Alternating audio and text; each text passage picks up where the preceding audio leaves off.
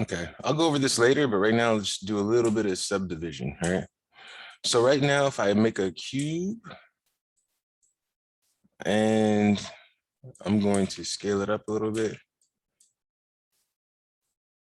press F to focus in on it, and I'm alt right clicking to zoom out and look at it some more. Now, if I press 3, this thing collapses right into like a sphere. But it's a cube. This is one edge, second edge, third edge. So the way I think about this is like kind of like ice. Like let's say like a water balloon in the freezer. Let's say. So this is what I mean. Imagine this is a water balloon, right? I mean, this is a piece of ice, right? And it's inside of it's in a water balloon, it's in the freezer, right? And it's frozen just like this, a solid block. Now, let's say once it starts to thaw out, it might like kind of like collapse a little bit. But let's imagine if our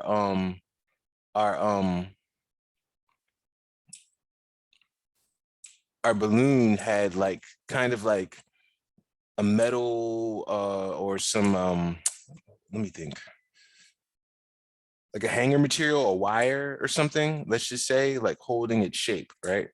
So now when I press 3, it doesn't really collapse like it did before.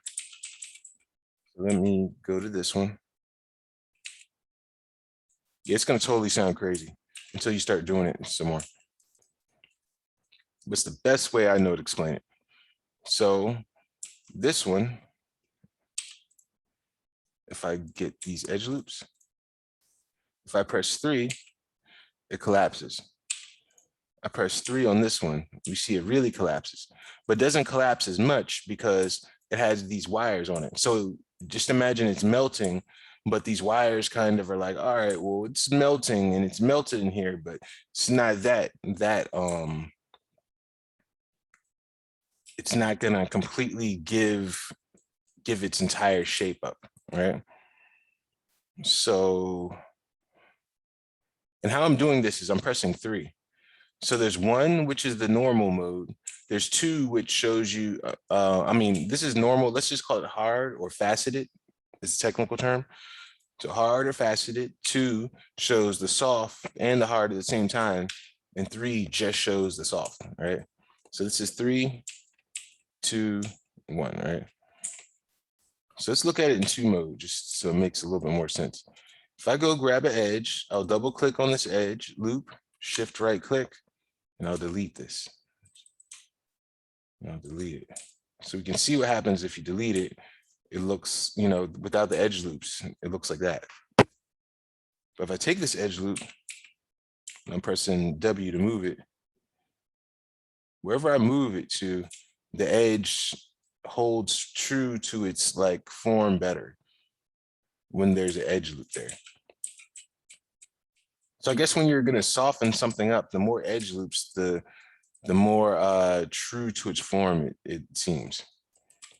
So just another example. Let's go to faces, Control E or shift right click. Let's do that. Extrude it out. I'll repeat the tool, press G. Now, if I press 3, this thing collapses down, right? If I give myself some edge loop, I'm gonna do this 2 different ways actually. Control D. If I give myself an edge loop right here,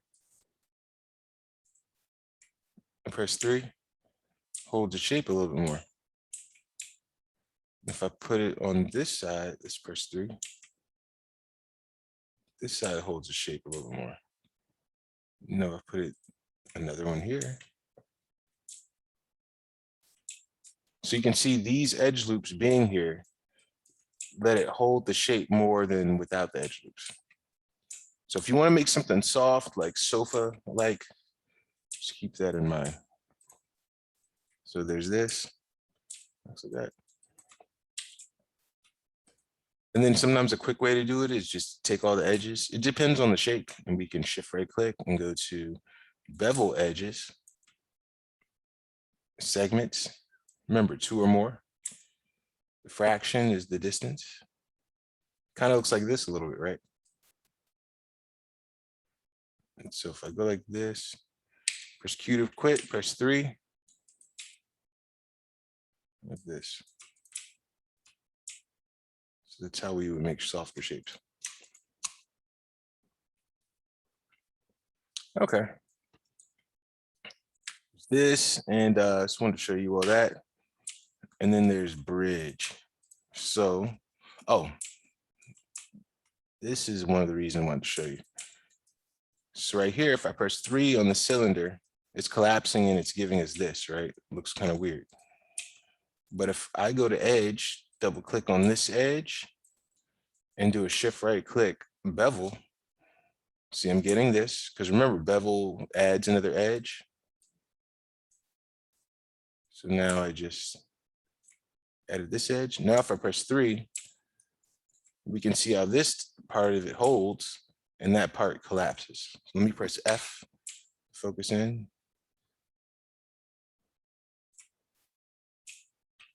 All right.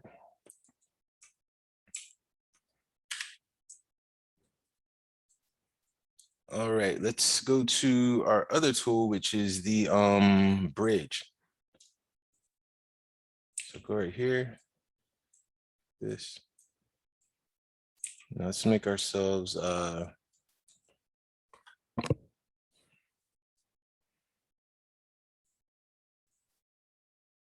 chair, all right? So go here. And I'll go to my, there's a few ways you can make this. Let's make it this way first. Let's do a shift right click, enter edge loop, double click on this. I'll do like 8 this time, right? Click right here. I have that. Press Q to quit. Perfect, all right? Control D, I'll move this. Now this is what I want to do. I want to make a chair and I want to bridge. I want to go like this. I want to connect the piece there, piece there, piece there. So basically I just want this thing to kind of have a few pieces that go over, but not every piece. So I want to bridge these. I want to bridge this face to this face. Now, the way to do that is we have to have them both combined. So if I do shift, hold down shift, and I have both of them selected, they're 2 independent objects. Now, grouping them is not combining. Grouping them is kind of just putting them in a folder so they can like move together. What we want is for these 2 to be the same piece. So when I select one, the other one lights up, even though it's not connected.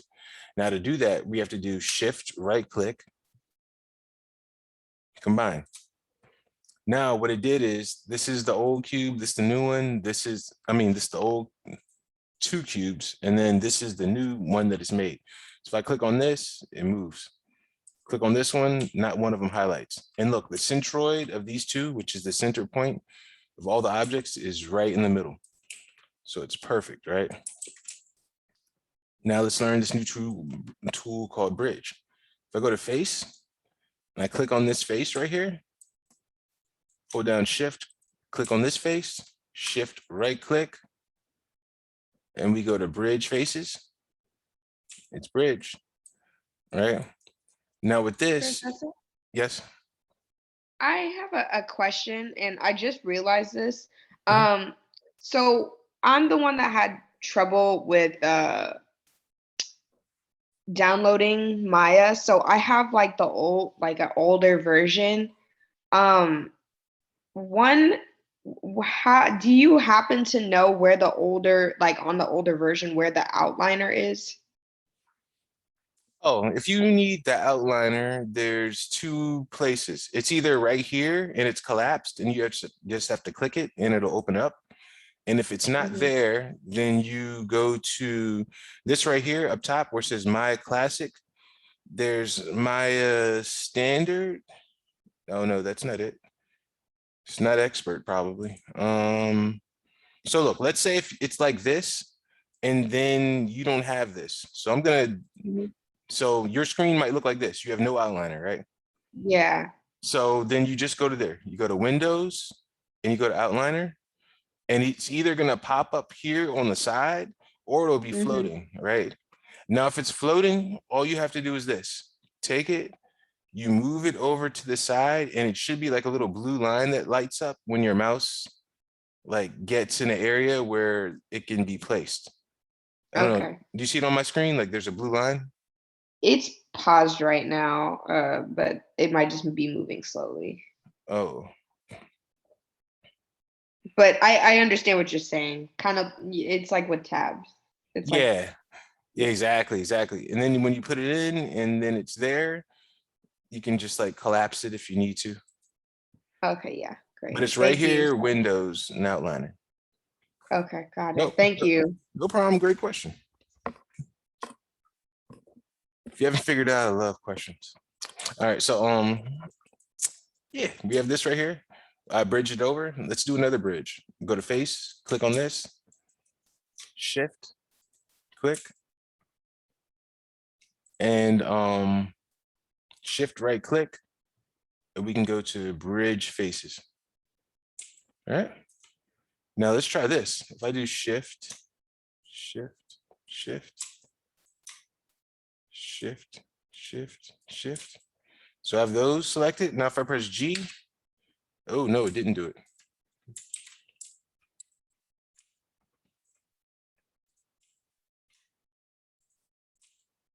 Might have to do it individually. So select them all. Yeah, select those two and then press G. So that's how it's gonna work. So select the face. So because remember, G is repeat. Select the face, G. Select the face, shift, select the face, G. And then I press Q, and then I have this.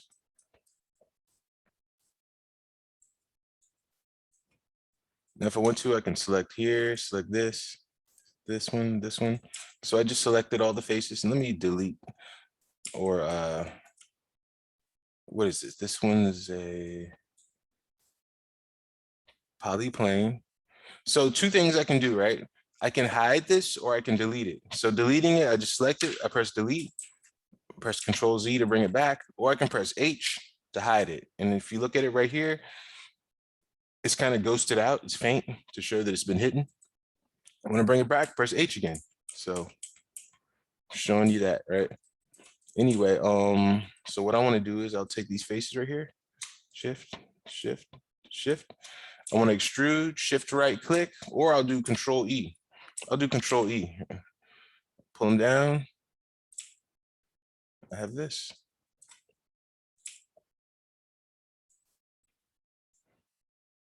Cool. Now I go to faces. You can select all these. Or, and you see what I did right there? I just held down shift and I selected all those. Like a fool, right? Instead, I'm gonna select this, hold down shift, double click right here, and I'll do a Control E and pull it up. Oh, not so foolish anymore, right? So now I have myself a chair. Now also, just to show you, there's other ways to do this. I can also make this chair like this. Pull this up and go like that.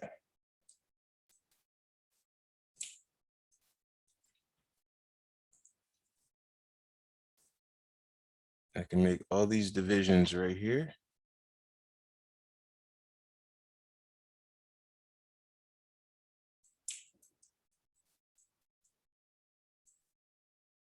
I can look at this like this, right click, go to faces, select all these, delete.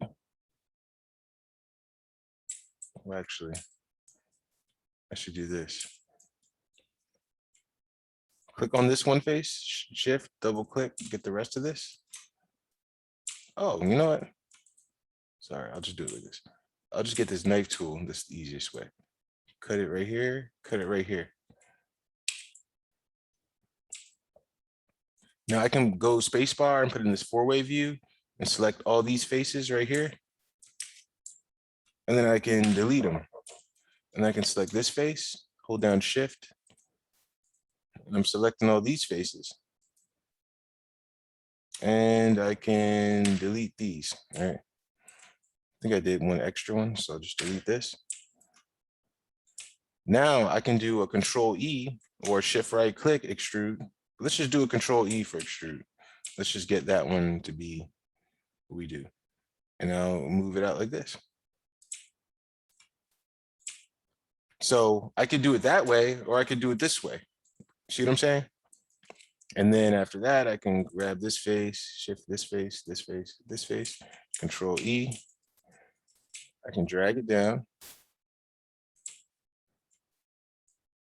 Now we can get fancy, right? Again, so I can pull it down, press G to repeat the tool again, drag this in, and I can, make it like this. G to repeat the tool again, drag it down. G to repeat the tool again, drag it down again, hold down Control to get more control. G again, bring it down. G again.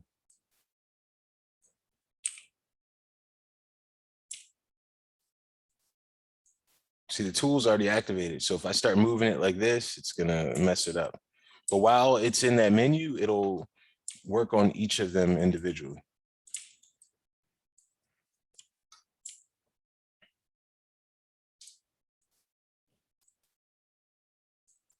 So this, and if I want to select this face, Shift, select this face. So what I'm doing is I'm selecting one face, holding down Shift, double clicking on the face that I want, and it gives me that selection. So if I did it right here, I'll do the same thing. Shift, click. You click it one time, hold down Shift, go over here, Control E, bring it up.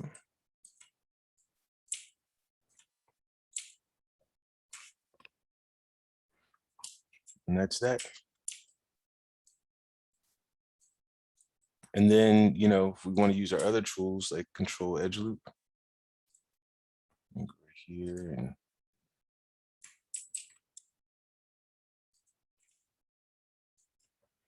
you quit. Do something like click on this one, Shift, double click, Control E, pull it out. Then I can use some offset.